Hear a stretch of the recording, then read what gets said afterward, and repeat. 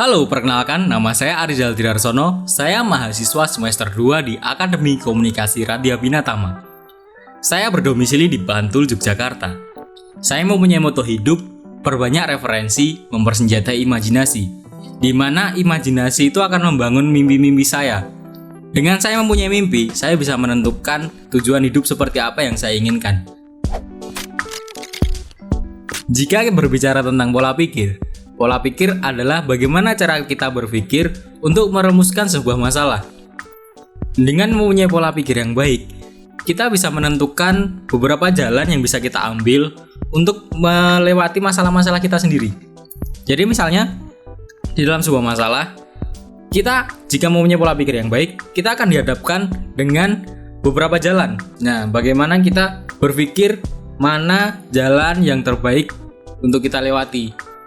Bagaimana saya ingin membangun pola pikir saya untuk menuju yang lebih baik. Jadi dengan cara saya bergaul dengan orang-orang yang saya anggap lebih dewasa dari saya, atau orang-orang yang lebih berhasil dari saya. Dari situ saya akan menemukan beberapa pola pikir dari orang-orang yang berhasil atau orang-orang yang lebih dewasa dari saya. Saya akan bisa meniru pola pikir mereka, yang tentunya itu akan bisa menjadi referensi saya untuk membangun kehidupan saya lebih baik lagi.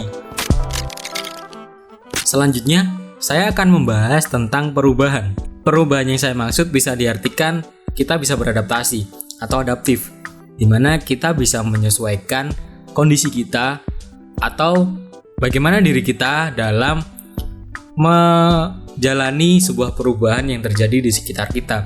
Misalnya kita dihadapkan dengan situasi yang berbeda dengan diri kita sebelum-sebelumnya, maka kita harus bisa mengikuti alur dari situasi tersebut, atau kita bisa berubah untuk mengikuti perubahan zaman. Dimana seperti yang ada di buku Who Moved My Cheese, ada sebuah kata-kata yaitu jika Anda tidak berubah, maka Anda akan punah. Dari situ bisa terlihat bahwa jika Anda tidak melakukan perubahan atau mengikuti perubahan, maka Anda akan tertinggal dan punah atau kalah. Di dalam buku ini diceritakan ada 2 ekor tikus bernama Sniff dan Scurry.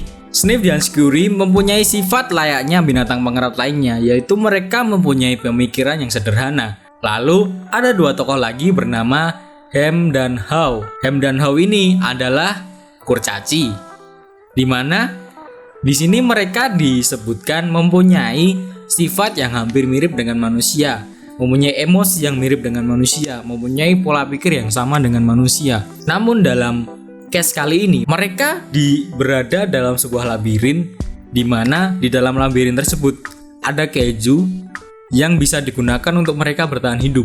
Di sini Sniff dan Scurry, karena mereka mempunyai pola pikir yang sederhana, maka mereka berusaha mencari lorong mana yang menuju ke keju tersebut.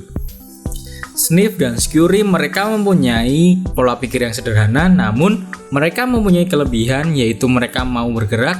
Mereka terus mencari, memasuki lorong demi lorong, dan apabila mereka memasuki sebuah lorong yang ternyata di situ jalan buntu, maka mereka akan memutar balik, lalu mencari lorong lainnya dan mengingat lorong mana saja yang ternyata itu bukan jalan ke sana. Berbeda dengan Hem dan Haw, di mana mereka mempunyai emosi, pola pikir yang sama dengan manusia.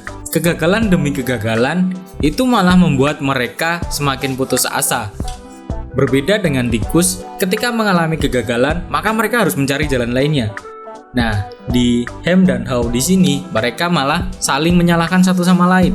Di akhir cerita dapat dikatakan bahwa Sniff dan Scurry mempunyai keunggulan yang lebih dibandingkan Hem dan Haw. Sniff dan Scurry mereka unggul karena kegigihan mereka dalam mencari sebuah solusi. Berbeda dengan Hem dan Haw yang mereka hanya saling menyalahkan atau mereka putus asa sehingga mereka menjadi bersifat apatis. Bagian dari buku ini yang menginspirasi saya yaitu bagaimana Sniff dan Scurry mereka terus berusaha.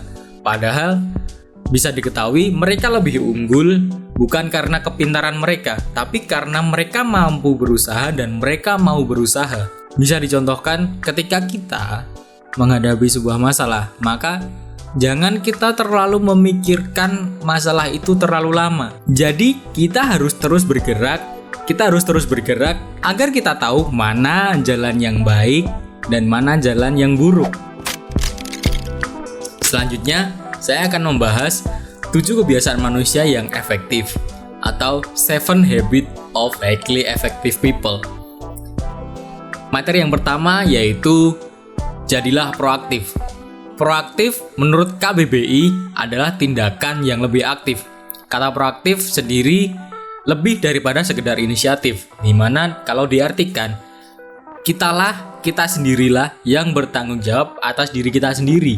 Sikap proaktif sangat penting, terutama ketika kita akan memulai sebuah bisnis. Kita bisa menemukan sebuah peluang dengan kita bersifat proaktif. Adapun manfaat dari bersikap proaktif yaitu tidak mudah tersinggung, bertanggung jawab atas apa yang kita berbuat, berpikir sebelum bertindak, selalu mencari jalan keluar agar tujuan kita terlaksana, fokus terhadap hal yang tidak bisa mereka ubah. Yang kedua adalah merujuk tujuan akhir kita, atau mulai mengingat tujuan apa yang ingin kita capai. Maka kita harus terus merujuk ke sana dan kita harus menemukan cara demi cara untuk mencapai ke sana. Yang ketiga adalah dahulukan yang utama. Dahulukan yang utama bisa disebutkan seperti sebuah prioritas. Ketika kamu mempunyai acara dengan rekan bisnis, atau kamu sedang ingin mendiskusikan sebuah bisnis yang akan kamu jalani, maka jika kamu tidak memprioritaskan yang ini atau yang bisnis ini, kamu akan kehilangan momentum tersebut. Jadi disitulah pentingnya dahulukan yang utama atau memprioritaskan sesuatu yang utama. Yang keempat, berpikir menang-menang. Ini bukan sekedar taktik atau strategi, melainkan suatu prinsip yang harus diyakini oleh individu yang mendambakan kesuksesan dalam hubungan dengan orang lain. Prinsip berpikir menang-menang mensyaratkan pribadi yang memiliki integritas, dewasa, dan memiliki mental yang kelimpaharuan, yang yakin bahwa kemenangan bukan milik satu pihak saja, melainkan dapat dinikmati bersama. Berpikir menang-menang tidak dapat terjadi apabila individu tidak memiliki penghargaan terhadap orang lain beserta pandangan-pandangannya. Yang kelima adalah berusaha untuk memahami lebih dulu sebelum dipahami. Di sini saya akan menjelaskan bahwa intinya sebelum kita dapat dipahami oleh orang lain, maka kita harus bisa memahami orang lain terlebih dahulu. Orang lain yang dia lebih berhasil dari kita, atau dia sudah berhasil, atau orang yang lebih dewasa dari kita. Kita harus memahami bagaimana pola pikir mereka, bagaimana mereka menghadapi masalah-masalah mereka, dan bagaimana mereka menentukan pola hidup mereka. Nomor 6 adalah wujudkan sinergi. Sinergi adalah membangun sebuah jalinan pertemanan. Dengan bersinergi, kalian akan menjalin kerjasama dengan beberapa rekan kalian. Kalian bisa melakukan hal-hal yang produktif serta kemitraan yang harmonis dengan para pemangku kepentingan atau rekan-rekan kalian. Nomor 7, mengasah gergaji. Mengasah gergaji itu ibarat ketika gergaji diasah, maka dia akan kembali tajam. Jadi butuh waktu untuk merefresh atau mereboot diri kita. Misalnya, apa yang membuat kita menjadi bersemangat untuk melakukan sebuah aktivitas? Misalnya, dengan kita meminum kopi terlebih dahulu sebelum bekerja. Atau kita harus mandi agar tubuh kita refresh. Maka kita akan mempunyai pikiran yang baik, maka kita akan kembali bekerja. Nah, di situ yang saya maksudkan sebagai mengasah gergaji. Sehingga ketika kita sudah mandi, kita akan kembali tajam, pikiran kita menjadi fresh, maka kita akan dengan mudah menyelesaikan semua kerjaan kita. Terima kasih, sekian yang saya sampaikan. Semoga teman-teman dan semuanya yang menyaksikan bisa menangkap inti dari pembicaraan saya. Sari Aldiarsono, pamit undur diri.